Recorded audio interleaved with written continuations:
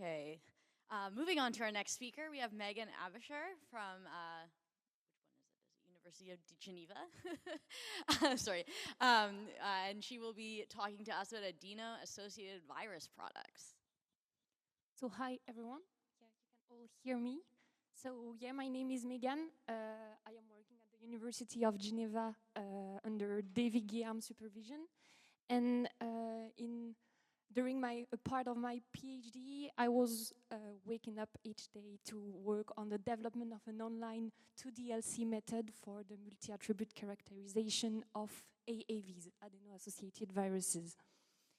So AAVs are used to treat genetic diseases, so I just need to remind you what is a genetic disease. So when you are a patient with a genetic disease, it means that in some of your cells, you will have a defective DNA that will produce a defective protein, and then you will have clinical issues.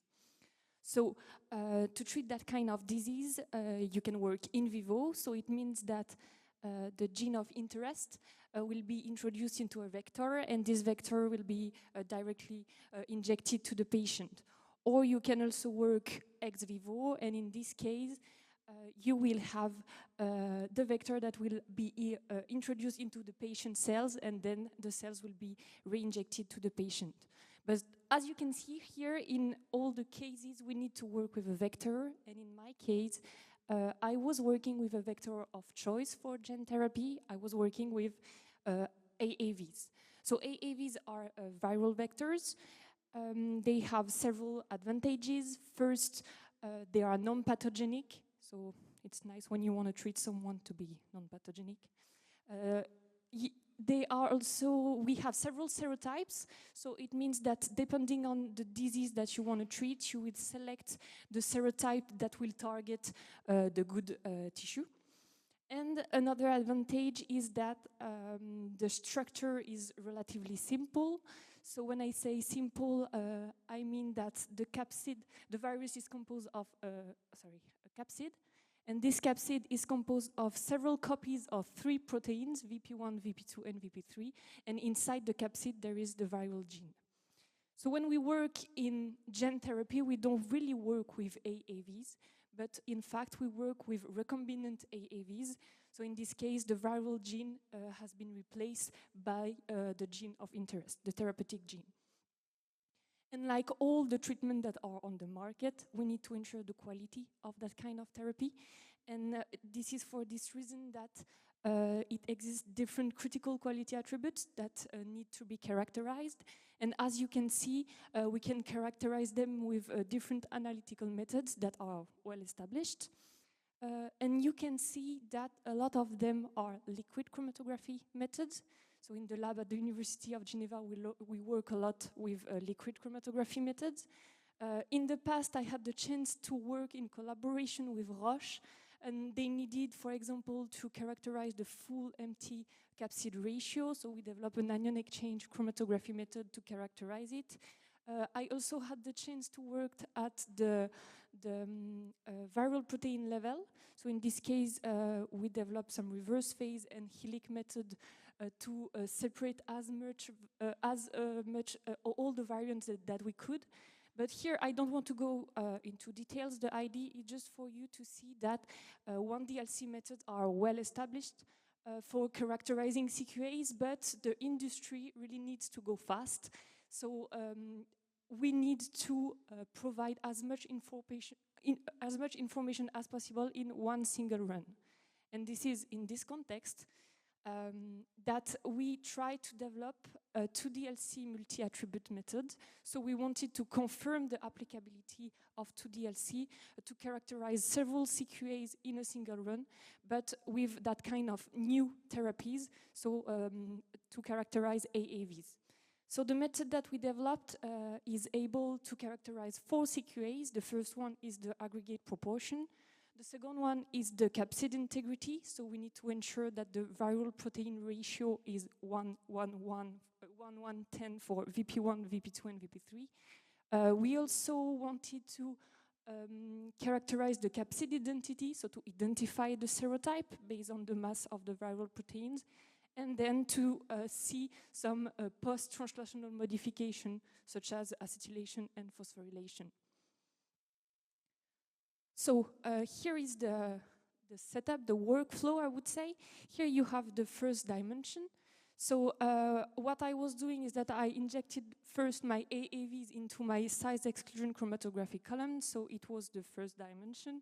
In this case, I was able to separate the aggregate and the monomer. So the aggregate were eluting first, and then I have my monomer, which is my product of interest. So I had that kind of separation. So with this dimension, we were able to obtain information on the first CQA, so on the aggregation proportion, based on the ratio of the aggregate compared to the monomer. And then the idea was to perform a single hard cut. So we collected this peak here. So when I say collected this peak, I mean that I was collected the fraction that was coming from the first dimension that contained the monomer, and then I collected it into a loop in the valve here. So it was collected, and it was also containing some salt, because in size exclusion chromatography we have some salt. Then I used a second dimension. In this case, it was a reverse phase dimension. So the pump was able to bring the compound of interest, the fraction of interest at the column inlet here. And now, if we just have a look at what is happening in the second dimension, the idea is that because I had salt in my fraction that was collected, the idea was to elute all the salt first, because in reverse phase we don't retain salt at all. So the fraction, the salt were eluting first. And then, because I was working with difluoroacetic acid at 60 degrees, I had an acidic mobile phase, a high temperature, so the idea was to perform a non-line denaturation of my AAV capsid into my 3 viral proteins. And I was able to do this, and this is linked to a particular behavior of large molecules in reverse phase. We talked about this morning, but for people who are not really familiar with it, when we work in reverse phase, I have it here. When we work in reverse phase with large molecules, they are following an on-off mechanism. So to be more clear, here you have the retention, here you have the mobile phase composition, and you can see that if we work with small molecules, we will have a slope here that is not really high.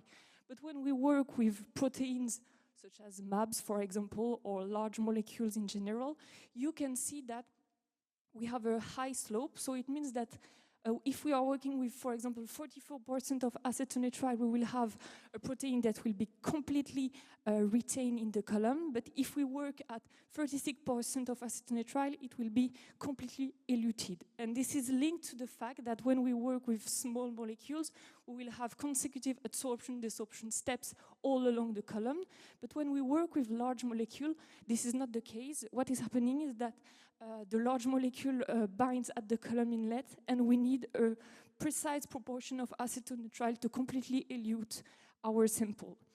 And this is interesting for me because in my case, I am working with an AAV, which is a huge molecule, and with proteins. So what is happening here when I inject my AAV is stuck at the column inlet, and I can let, for example, my sample in contact with a small proportion of acetonitrile during 5, 10, 20 minutes, the time that I need to perform the complete denaturation of my AAV into proteins, and then I can increase the proportion of acetonitrile, and then I will have the elution of my VPs, and I will have the separation. So I obtain that kind of chromatograms, so I can have information then on the capsid integrity, so I can directly, by looking at the total ion chromatogram, have an idea of the ratio VP1, VP2, and VP3. And then, if I have a look at the MS spectra for each viral proteins, I can perform deconvolution, and I can have access to the third and fourth CQA. So the first one is the capsid identity. I can directly identify my serotype based on the mass of the viral proteins that I obtain. And I can also see if there are some post-translational modification, for example, acetylation or phosphorylation. So this is the whole method. At this step, I was able to characterize the 4 CQAs in one single run. And what we wanted to do after, we wanted to check if this method was a generic method. Because for the optimization of this method, I used one serotype. You remember I was talking about serotypes.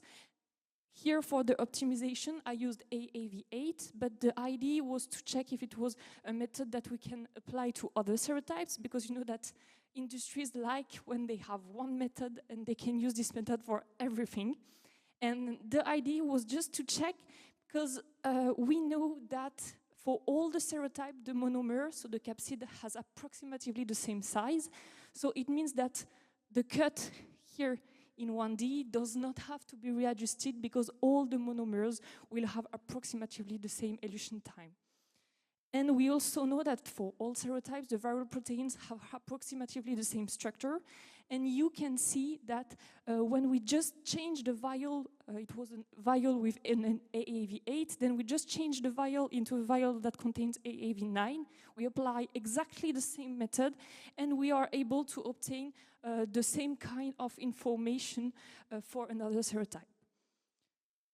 So just to conclude, we developed a CQV reverse phase MS method able to characterize 4 CQAs in one run. It confirms the applicability of 2DLC to AAVs that are new therapies today. And we were happy to see that this method was a generic method, and we were happy to see that we can apply this method to several serotypes. So I just would like to say thank you to my amazing thesis director that I really like, and to all the team, because to be honest, I'm really happy to wake up every morning and to see them in the lab. I have also something to say, because as I am the president of Club Jeune of it's the French-speaking Association of Separative Sciences. We are organizing an event. So this is a slide in French because it's a French-speaking event. But if you are interested, this year, the topic is about multidimensional. So if you are interested, if you are a postdoc or a PhD student, we have some speakers. They are in the room for some of them. So thanks to them to accept Thomas Dutrier, Morgane Sarrou, Karine Faure, and Mariam Gaïda. So if you are interested, the participation is free. If you are a member of the club, if you are not, you can become one. And so yeah, I'm here until tomorrow. So if you want to talk about that with me, it's a pleasure.